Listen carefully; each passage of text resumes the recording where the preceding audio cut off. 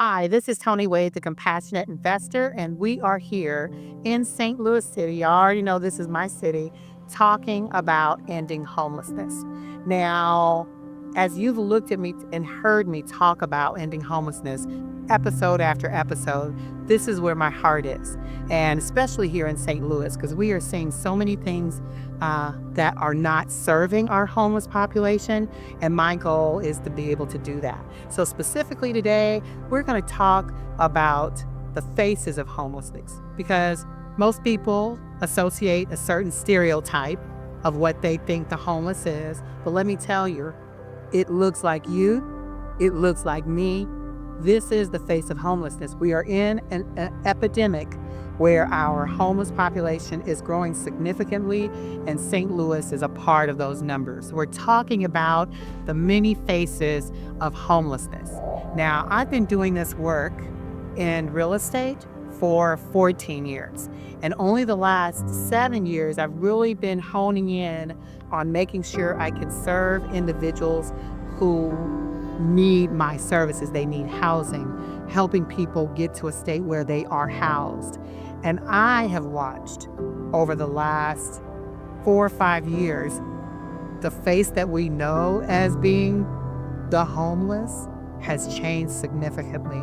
And we actually see where we have individuals who look just like you and me that are now experiencing homelessness. And you say to yourself, well, why is that? Well, I can give you a few reasons.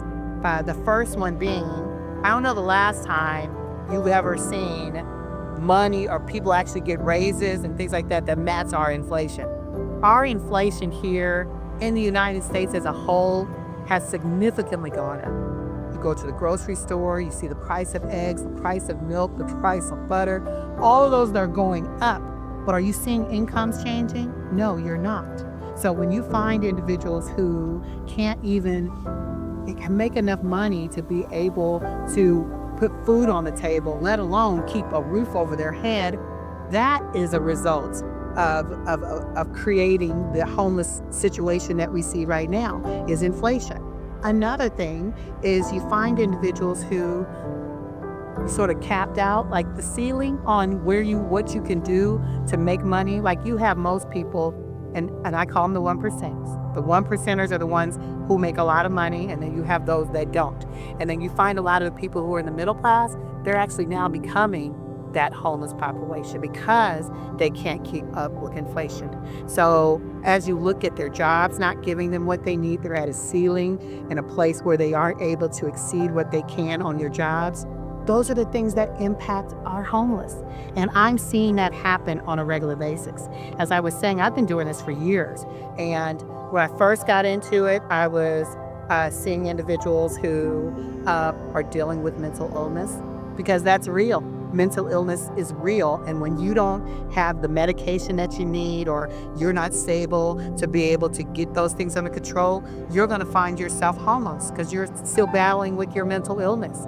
Or you find people who are coming out of incarceration. Those are the people that I pretty much see a lot all the time. Those are the populations that we're facing with. And especially if we're looking at our veterans, they are dealing with their PTSD. They're dealing with their issues. These are the people that we typically think of when we think of the homeless. But now, this is 2023. I'm seeing families. I'm getting calls, endless calls from families saying we're about to be evicted. Just yesterday, I was at one of my properties and the family across the street, I think there's 5 of them, they were just being put out by their realtor. And mind you, they had a mortgage, they had a home. I watched them like husband and wife. We're not just talking about a single mother with kids. We're talking husband and wife who was doing well a few years ago to buy this house. And now I'm watching their realtor or whoever, because they're foreclosing on the house, is now losing their home. And she's asking me, Toni, what is there that we could do? Those are the things we're faced with every day. So think about that for just a moment. When you have individuals who typically we see through experiencing homelessness, dealing with mental illness, dealing with addiction, dealing with coming out of incarceration, those are the people we're used to having to accommodate. But now You got families, full-blown families, husband, wives with kids, losing their homes, now competing for services and money to be able to live. This is the environment we currently live in. So if we do not think about how we can make this change happen, because we got to create some solutions. I believe I got some amazing solutions in store for helping us change that and help them no longer be a part of our homeless. But we've got to start somewhere. And it's going to take people like you, take people like me, who's willing to make a difference. So as you look at those specific things, I want you to challenge yourself today to think about what is it that you can do to make a difference in impacting homelessness in your particular city.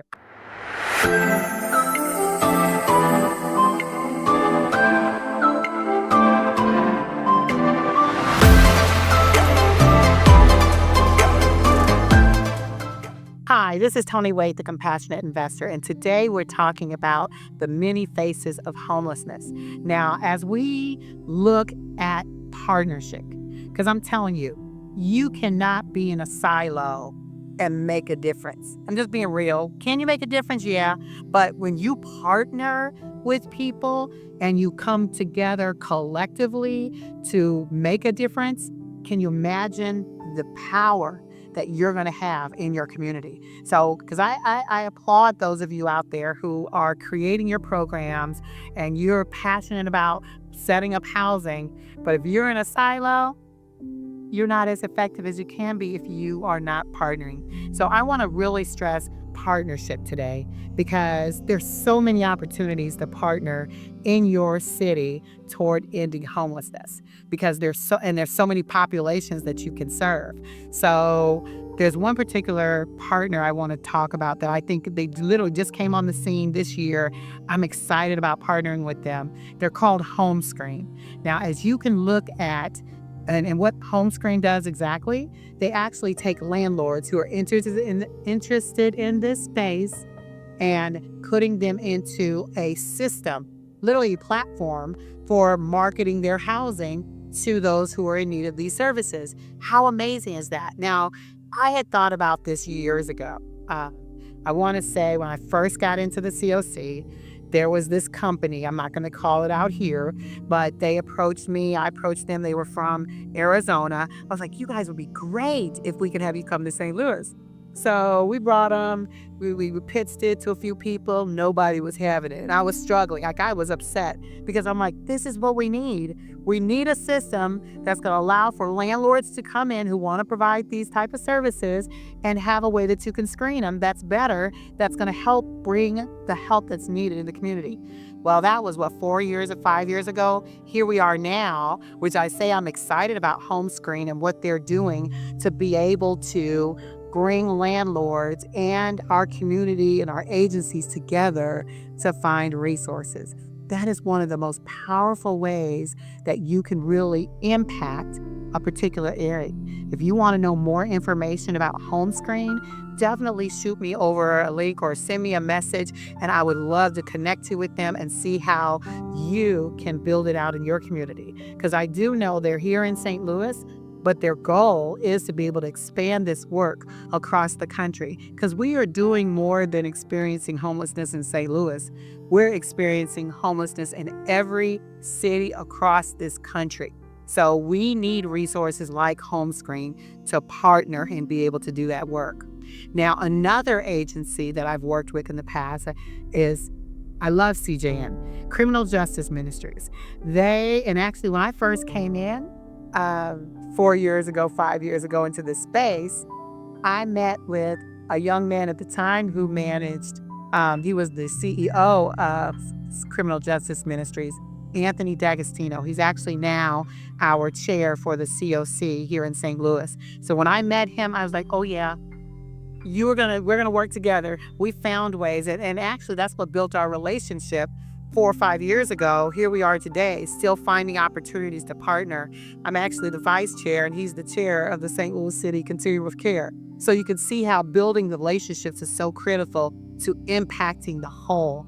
That example of working with CJM gave me the opportunity to be able to not only expand on my niche, but be able to broaden what else was possible. Because I also worked with Anthony when we had COVID happen and I had to run a homeless shelter.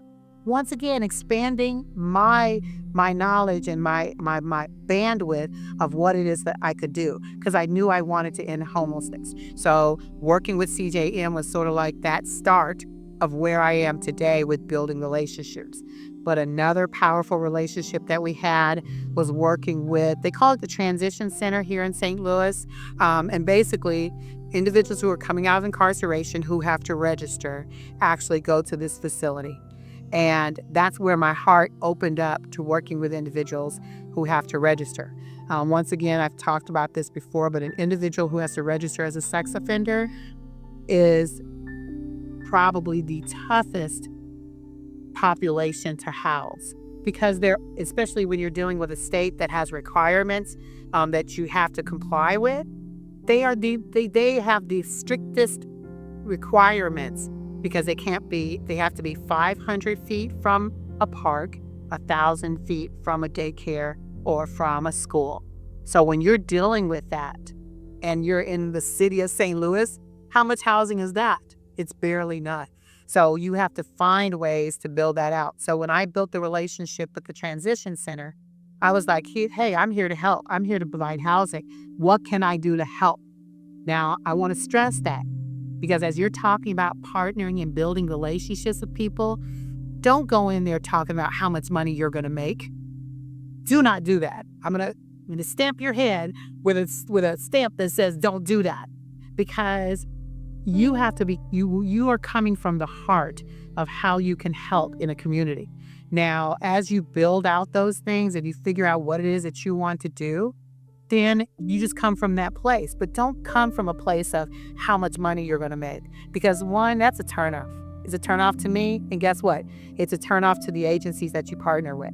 So as you start building these relationships, I want to encourage you to get into it in a space where you are coming from the heart. I want to talk about just some action steps that you need to take if you're ready to get into this space, but you don't want to just jump into the deep end. Because I'm just going to be honest, I jumped into the deep end when I started, and I'm telling you, I almost drowned, but thank God I didn't. I was able to put some things in place just to, tread in water really fast until I learned how to, I'm doing the backstroke and all those things right now. So I want you to be able to take some action in your community if you are getting the urge to do so. And the first thing that you're going to want to do, and I tell everybody this all the time, you probably hear me say it a billion times, connect with your COC. That is your county continuum of care. That was created by HUD for the purpose of bringing just some synergy together related to ending homelessness. You've got agencies, the service providers, you've got local stakeholders, you've got government, you've got all of these people who come together to talk about how can we end homelessness in our area and just make it more fruitful for the community as a whole. So that will be the first thing I need you to do, is to do that step first. When you do that, it allows for you to be able to understand what is really needed in your community. Like you could say, oh yeah, Toni, I want to go ahead and put together a home for individuals coming out of incarceration, or, my heart is for youth. I want to work with aging out youth ages 18 to 24 and just put a house together, right? Which is wonderful. I love when you come to me like that when we have our consulting calls. But if you just prop something up just because you want to, and you go to a community where you got 15 other providers doing that same work, then now you're going to have a property that is not full. You're going to have a property and a program that is not serving as well as it could. So when you go into the COC and specifically join either a service delivery committee or your coordinated entry committee, there are committees you can join to just get your feet wet. And I encourage you, join more than one. Join both of them that cater to housing. Any type of committee that's catered to housing, so you can understand what their needs are, and then that caters to the population, because you need to understand and know the population. Once you do that, you are able to fine tune what that community needs. That's what the continuum of care does. You talk about ways in a collective manner, in a comprehensive manner, on how you can address homelessness in your area, and they're going to know where their gaps are. And where their gaps are, you want to navigate yourself to that space if you have a heart for it. If you don't force it, because I don't want you doing something you don't have a heart for. But you heard me talk about earlier that I started off in this space catering to veterans, and here I am today doing a completely different model. Why? Because I saw what the need was in my community, and that's what I focused on. So those are the type of things that you're going to want to do in your community just to get connected and to learn how to navigate this space. Now, another thing that you're going to want to do, because as you figure it out, I'm just going to say, if you can find an opportunity to partner with someone, I encourage you to do that. Because think about this. When I first got started in this space, and I was interested in veterans, then I started working with recovery, individuals who were dealing with addiction, and just sort of working in my own little silo. And boy, the mistakes that I made in that process. And if I had partnered with an agency or with an organization that dedicated in that space, don't have me quote exactly the name of the one here because I'll probably mess it up, but it's our Missouri, we have the Missouri Coalition for Recovery Residences, something like that. But every community has that. I actually tied into that as well so I could figure out how to build out from there versus working in a silo. So once you find who the places are or who the other agencies, the other players are in a niche that is needed in your area, figure out how you can maybe create an MOU. What an MOU is a memorandum of understanding. And basically what it says is, here is what I'm willing to do, and this is what I want in return. MOUs, dude, they have samples of MOUs all day long on the internet. And a lot of providers have funding and they have needs that they're trying to meet by the funding that they had. So you might be able to come in and say, hey, where are your gaps? You might set up a meeting, which is one thing I would encourage you to do. Once you find a particular niche and you find a particular partner you might want to partner with, take them out to lunch. Do something like that. Figure out how you can partner. You heard me say earlier, I partnered with Criminal Justice Ministries when I first started off. And that was the best experience I could imagine. Anthony at the time didn't know he was my mentor. I just said, hey, Anthony, what you doing today? Hey, what are you doing tomorrow? Let me take you to lunch. And I would take him to his favorite lunch spot, and we would sit there and talk, and I would find out where his gaps were. Why did I do that? Because I wanted to partner with him. So as he and I talked, and we talked about, where his needs were, he was having, he was really looking for specific housing with individuals who had to register. I met that need for him. We created an MOU. We kept it going from there. Those are the type of relationships that you have to build, but you have to get in there and start the right way. So I encourage you, if you're interested in getting into this space, definitely make sure you're reaching directly with your COC and finding out what the needs are in your community. And then after that, finding those individuals that are in your niche and inviting them out to lunch. The stuff you learn is amazing. And as we look at being able to make a difference in our communities, I cannot stress enough the importance of making sure you understand, number one, is not who you think it is because they look like you and me. And number two, you've got to engage. You've got to find a way to create partnerships with individuals so you can make a difference. And a lot of that is done when you get involved with the COC and you find individuals who are like-minded to come together to create a solution. So please come find me. Come find me at Transitional Housing Maximize Collective. You can find that Facebook group directly. Go ahead and join that. You can also find me on LinkedIn. You can find me on Twitter, and you can find me on Facebook. So I'm excited about bringing more information to you on how we can end our homelessness in our communities and get out here and start transforming lives, because transformed lives transform the world.